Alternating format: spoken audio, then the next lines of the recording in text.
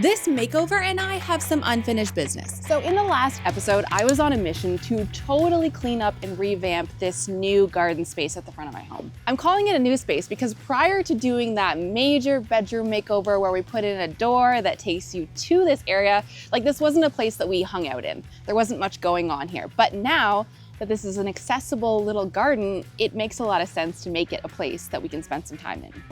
Oh my God, there's the sweetest little caterpillar on my new flowers. The plan is working.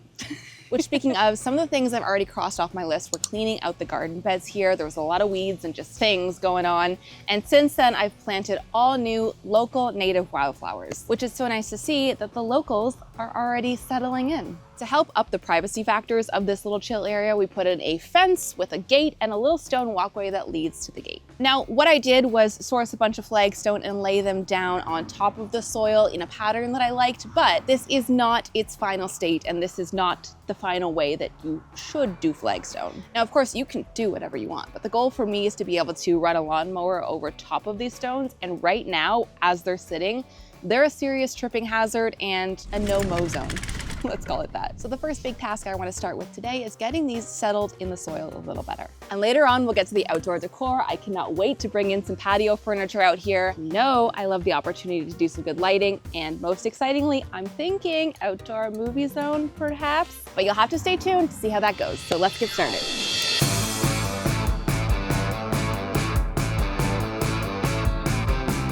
Welcome back to the series where I challenge myself to use thrifted materials and a love of all things retro to DIY our family home, from this farmhouse to that 70s house.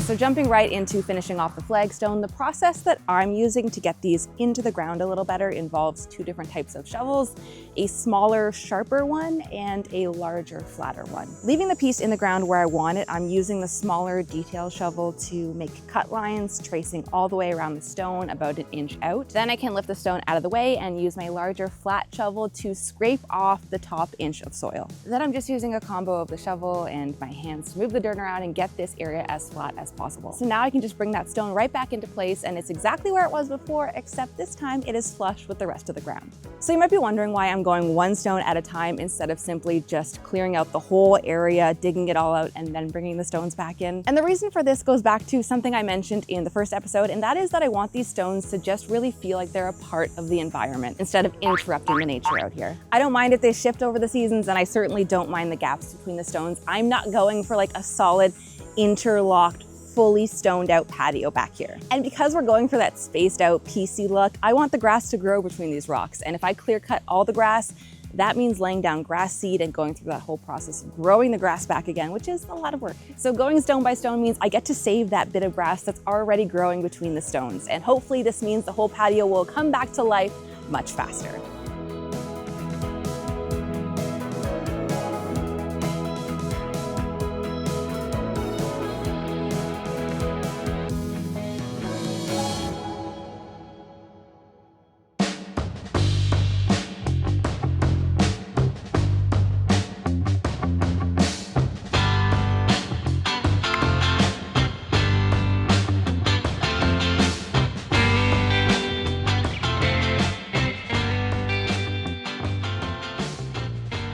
So gardening is certainly a bit of a long game. Sometimes it takes a while to actually see the results of things you started. Much like these stones, I think they're looking amazing, but I do think it's going to take a bit of time for them to fully settle into their final place and for the grass to grow back up around them. All that to say though, I am so happy with how it's looking out here. And the reason that I kind of arranged this to be more of like an area instead of just keeping it as a walkway into the home is because I want this to serve as a relaxation zone, a little place that we can go, a little secret garden of our own, if you will. And I have such an exciting plan in mind to help bring this to life, which is why I'm so excited to be partnering with Best Buy Canada, who is today's sponsor on this project, because they are my absolute go-to when it comes to bringing any of that technical magic to a project. Best Buy Canada has everything you need to upgrade your outdoor space, from projectors to lighting and so much more. Which, speaking of, we are putting in an outdoor theater and I could not be more excited. And to pair with the screen, we have the Premier 5 by Samsung. This is an ultra short throw laser projector with 4K visuals, Vibrant triple laser color and rich HDR contrast, even in bright rooms. It is currently right now the brightest, sunniest time of the day. And I can see what's on this screen already. I've never experienced this in a projector before. This is fantastic. But make sure to stay tuned till the end of the video where we can really see this come to life at dusk. And thanks to that ultra short throw laser, none of these tree branches are getting in the way at all. But my absolute favorite part about this is that it has built-in Wi-Fi, Bluetooth, and smart features, meaning that you don't need anything else plugged into this to project your media, like a laptop or a phone. It's all right there built into the box. It could not be more effortless. I'm gonna leave a link right there in the description for you to shop at bestbuy.ca. They have everything you need for your outdoor and indoor tech needs. While we wait for dusk to return to this magic, I'm gonna get back to some of the other fix-up jobs that I had on my list.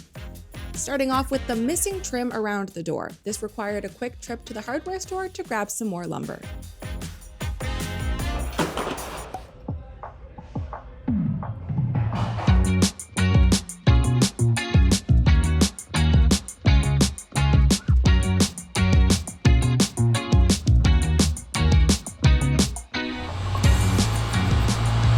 Excellent left-handedness. What's wrong with being left-handed? Nothing.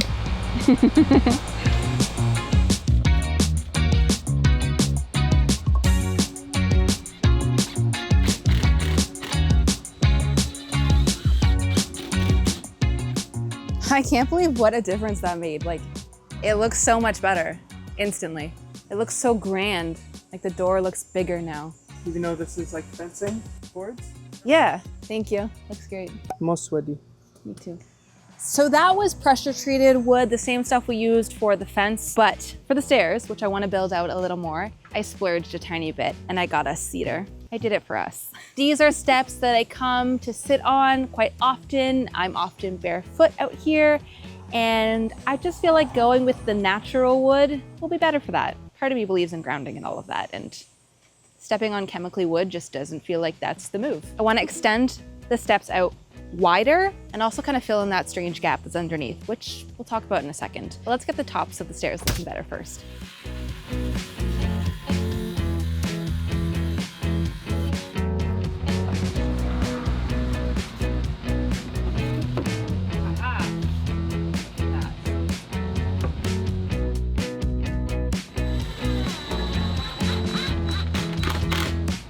Okay, very nice, very nice.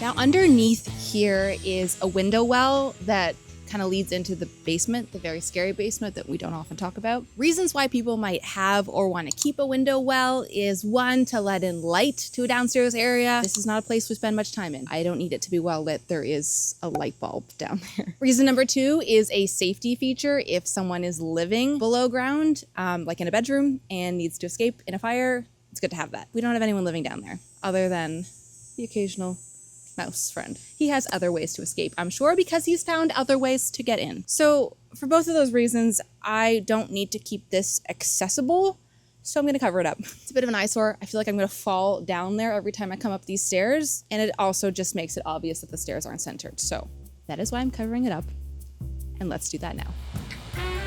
Okay, let's do honestly just enough to cover that nicely. Yeah. Okay. Oh, where am I putting my pencil every time? Measuring tape. Come on, girl. Get her together. 60 inches. Perfect.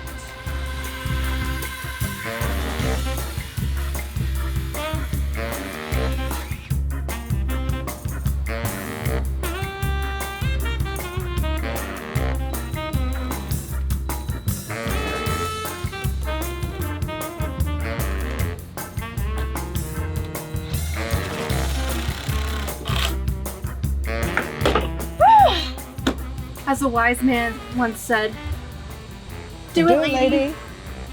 You know? No, I don't know. Yeah. Pretty good, right? It's very hot.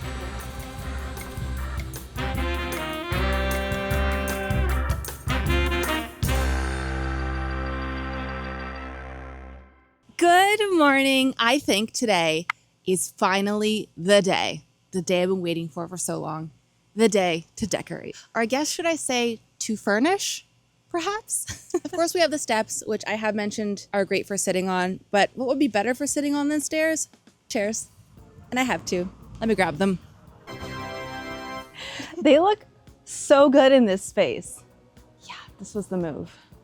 These are a set of vintage Homecrest rocking lounge chairs straight from the 1960s. You might remember I thrifted these last year when I did a patio space upstairs, but I knew that I wanted sort of two lounge chairs on either side of the door, and these could not be more of a perfect fit. And despite their age, they're extremely comfortable, and like the rocking capability is something that you don't see that often in outdoor furniture. Also, just because I think this is a very cool fact, if any of you were fans of Mad Men, then you might remember this photo shoot that came out before the last season. Same chairs. But despite their cool factor, there is a problem with these that I'm hoping we can fix today. Let me go get it. When I picked these up from the marketplace seller, he told me that he only had one of the original sets of cushions for these chairs, which is a cool system. It's two pieces, like a back cushion and then your kind of butt rest here. He proceeded to tell me that I could easily get replacements online like Etsy, and I went and I looked up the prices for replacement cushions for vintage Homecrest furniture. I about melted. And you know me, I've got my can do, can DIY anything attitude. So the project for today is to try and make a set of matching cushions for these chairs. And I'm gonna make two because I don't find this fabric to be the most exciting. And while I'm already making one, how hard can it be to make a second, right? So let's head on out to the fabric store and get some supplies. I walked around this store for so long because there were so many options and I just couldn't make a decision. I'm seeing some interesting options, but nothing that's like, that's the one yet. This would be sick to make pants out of. It's like a pre-embroidered suede-y, faux suede. I do not have the skills for that, but perhaps one day.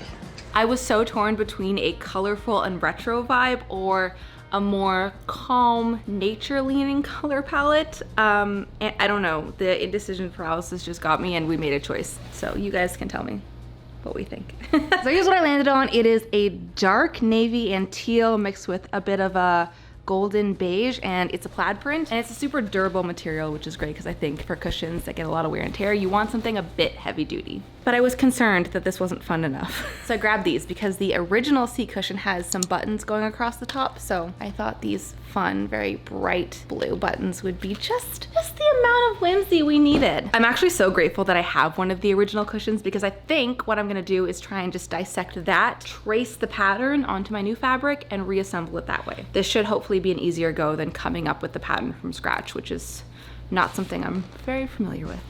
Now, this one is slightly more in depth because it's more three-dimensional than the flat, thin back piece. So we need to trace two circles that are this size and then also a long strip that is this thick to make sort of that 3D cushion. I hope I bought enough fabric. I'm also just going right in with a Sharpie on this fabric because I think I'm just gonna sew everything inside out and then flip it around. So you won't see this at all. And that way I know I'm getting 100% the shape that I need. Okay. And I'm just leaving like an inch of seam allowance all the way around these shapes. I know that's probably more than I need, but you can always cut it off after. You can't add more.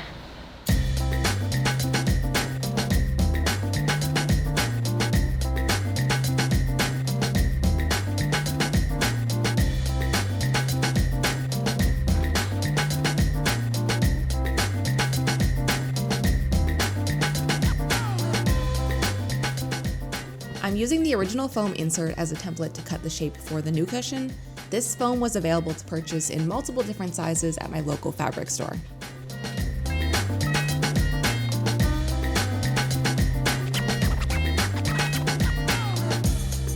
The X-Acto knife does a really great job cutting through thick foam like this, but sometimes you don't get the cleanest cut, so I'm just gonna use some of my fabric scissors to smooth this out a bit.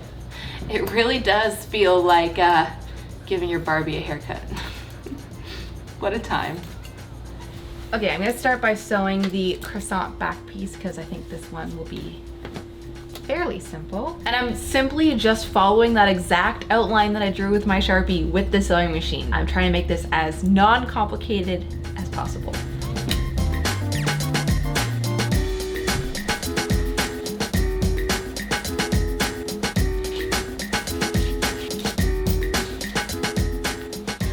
So far, so good. Actually, well, I made the foam a little bigger because I wanted it to be tight in here. This looks quite bigger.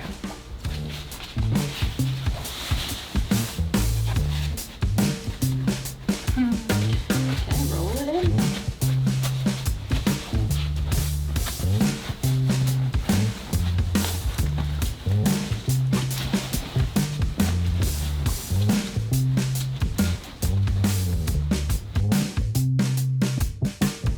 Okay, let me struggle with this off camera and I'm gonna come back. Okay, here we go. I just need to hand stitch up the little opening at the bottom there and add on the little buttons. But look at her, pretty good. Now the bottom cushion was slightly more complicated to sew as we're making a 3D shape. This style of seat cover is called a box cushion cover, and I can link a tutorial in the description if you're looking to upcycle any of your cushions as well.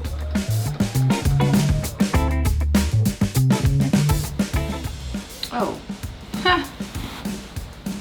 I had to flip this inside out first. That was almost bad. Beautiful. Now, put this in there.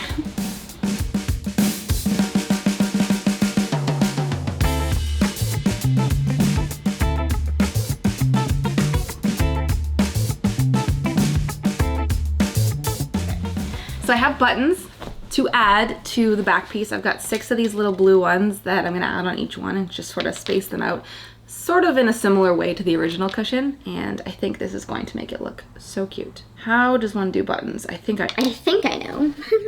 I think it involves, I need to start with my thread coming from the back so that I can tie my knot. Now, not losing this thread, which I almost just did, is going to be even more important. So while I work on this, I wanted to chat a little bit about why doing this outdoor patio space is like particularly important to me as of recently. And I think it stems from the fact that I am now working from home a lot more often than I was before. Even though I did a lot of projects from home, now I'm pretty much all of the time working from home. And being able to separate that work-life balance is so important. I think we all know that, especially. We've had some years in our history where we all got really familiar with working from home. What I'm learning about myself is I'm very much a person of routine, but I find that if I do the same type of thing all day, I don't feel like I've had a great day. So I'm really working on developing what like a perfect day means for me. And I think what it means is being able to fill different buckets throughout my day.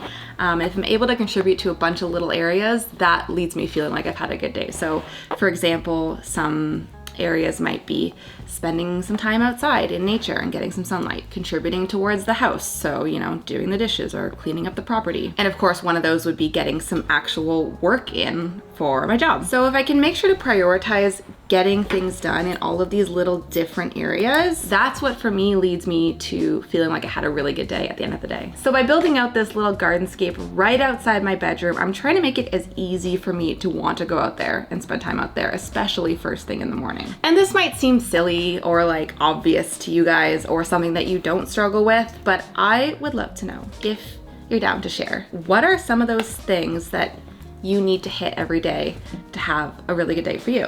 Because it's gonna look different for everybody. I also shamelessly love a good self-help book. So if you've read any that you're liking recently, please drop them in the comments below because I will be checking. We're just chatting now at this point, guys. We're just chatting. And I'm already halfway through and look at my buttons.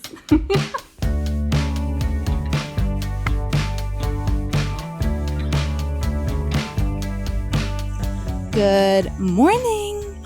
Okay, I'm not gonna finish setting up the chairs until we get ready tonight for the little movie night. So sorry, you're gonna have to wait to see the final reveal on those, but in the meantime, there's one more thing that I want to do to this space, and that is lighting. And I have all my supplies here to talk about it.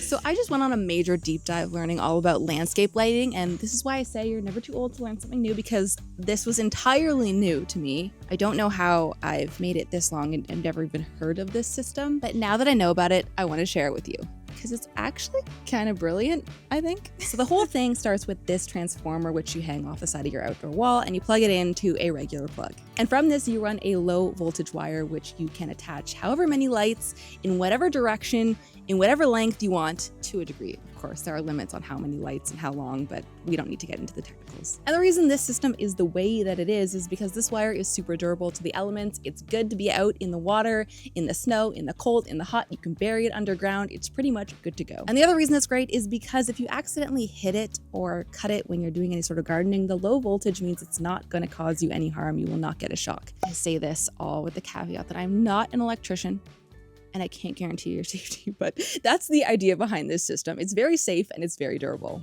So let's get it hooked up and add some lights. Okay, I have 8 lights. So 1, 2, this way under the stairs. 1, 2, 3, 4, 5, 6, 7, 8. Yeah, that'd be nice in here just to light the little trail. I would and I could do either side of the pathway, but I don't want any obstructions on the ground if we're bringing the lawnmower back this way and it's gonna hit the lights. So we'll keep them on this side of the house. We'll be good. We're not going to talk about this right now.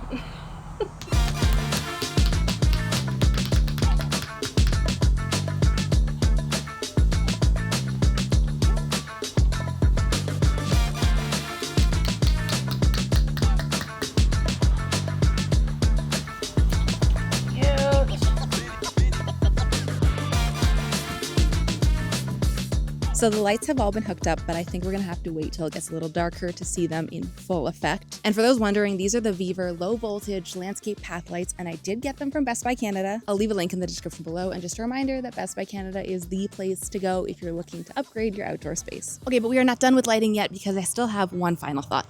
I have some Edison bulb string lights and I would like to put them in this tree behind me. Edison bulb lights have just never not been the right move. When in doubt, Edison bulb it out. And I've always said that. I don't know, nothing's come around in the last 10 years that have outdone this in the cozy factor. Adding these to an outdoor space just instantly makes it a vibe. And so we're gonna do it back here. Now we love this tree. I love this tree. If anything were to happen to this tree, I would probably cry. So since we love this tree dearly, we're gonna use these plant-safe ties to gently put the string lights only on the strongest branches of this tree.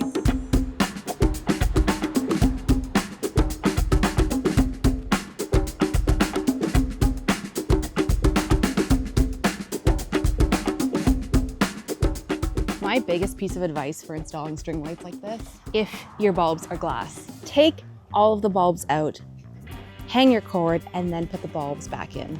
This is from someone who has done this before and has dropped the whole string and all of the bulbs break. They're fragile. Do them last.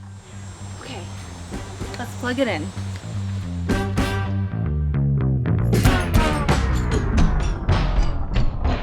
Okay, yet another thing that I think we'll have to wait until it gets a little darker to see how it really looks. But in the meantime, I say we get out a few final touches.